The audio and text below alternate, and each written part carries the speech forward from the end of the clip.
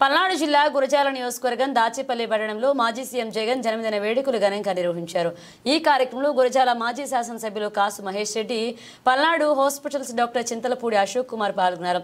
మాజీ సీఎం జన్మదిన వేడుకల సందర్భంగా రక్తదాన శిబిరాన్ని ఏర్పాటు చేసి కార్యకర్తలు వారి అభిమానాన్ని చాటుకున్నారు। ఈ సందర్భంగా కాసు మహేష్ రెడ్డి మాట్లాడుతూ గెలుపోటములు రాజకీయాల్లో ఒక భాగమన్నారు।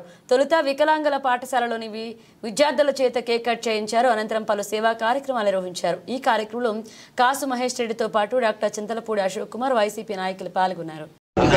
ఈ రోజున ఆంధ్ర రాష్ట్ర మాజీ ముఖ్యమంత్రి, ప్రజల గుండెల్లో చిరస్థాయిగా స్థానం సంపాదించుకున్న నాయకుడు వైఎస్ జగన్మోహన్ రెడ్డి గారి 52వ జన్మదిన వేడుకలు ఈరోజు గురజాల నియోజకవర్గంలో ఘనంగా జరుపుకుంటున్నాం। అందరం వైఎస్ఆర్సీపీ కార్యకర్తల నాయకులు అతి చిన్న వయసులో 40 ఏళ్ల కన్నా ఇంకా తక్కువ వయసులో పార్టీని స్థాపించి అన్ని కాలంలోనే పార్టీని అధికారంలో తీసుకొచ్చి 5 సంవత్సరాలు సంక్షేమం, అభివృద్ధి, అనేక పాలనా సౌలభ్యం వంటి అనేక సంస్కరణలు తీసుకొచ్చిన నాయకుడు జగన్మోహన్ రెడ్డి గారు।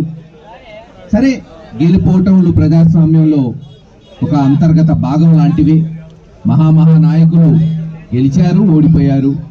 ఈరోజు పార్టీ ఓడిపోయి ఉండొచ్చు, కానీ ఓడిపోయిన మరుసటి రోజు నుంచే కార్యకర్తలకు అండలుగా ప్రజల తరఫున పోరాటం చేస్తున్న ప్రతిపక్ష నాయకులు జగన్మోహన్ రెడ్డి గారిని తెలియజేయాలి।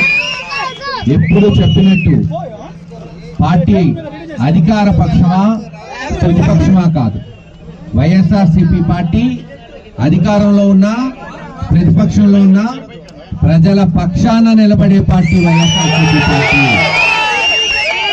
ఈరోజు తెలుగుదేశం పార్టీ, చంద్రబాబు నాయుడు గారు అనేక హామీలు, అలివిగాని హామీలు ఆ రోజు జగన్మోహన్ రెడ్డి గారు చెప్పారు, ఇవి అలివి కావు, మరోసారి మోసం చేస్తున్నారు ఆంధ్ర రాష్ట్ర ప్రజలంటే పాపం ప్రజలు మరోసారి నమ్మారు చంద్రబాబు నాయుడు గారిని। కానీ నమ్మిన తర్వాత మళ్ళీ వాళ్ళకి అర్థమైంది, 6 నెలల్లోనే ఇచ్చిన సూపర్ 6 అన్నారు, లేదు ఇంకా అనేక హామీలు ఏవి నిలబెట్టుకోకుండా కేవలం ఈరోజు దోచుకోవటం, దోచుకుంది దాచుకోవటమే పరమార్థంగా సాగుతుంది ఈరోజు ఈ తెలుగుదేశం ప్రభుత్వం। బహుశా అధికారం వచ్చిన తర్వాత 6 నెలల్లోనే ఇంత చెడ్డ పేరు, ఇంత భ్రష్టు పట్టిన బహుశా పార్టీ ప్రభుత్వం ఏది ఉండదు।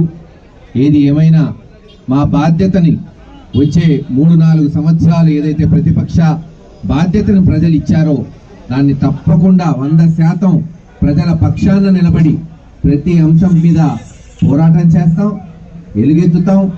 తప్పకుండా అది ఎలక్షన్లు 2027 కావచ్చు, 28 కావచ్చు, 29 కావచ్చు, లేదు వచ్చే నెల కావచ్చు, ఎప్పుడు వచ్చినా సరే వైఎస్ఆర్సీపీ పార్టీ సమాయత్తంగా ఉంటుంది। జగన్మోహన్ రెడ్డి గారు ముఖ్యమంత్రి అవుతారు।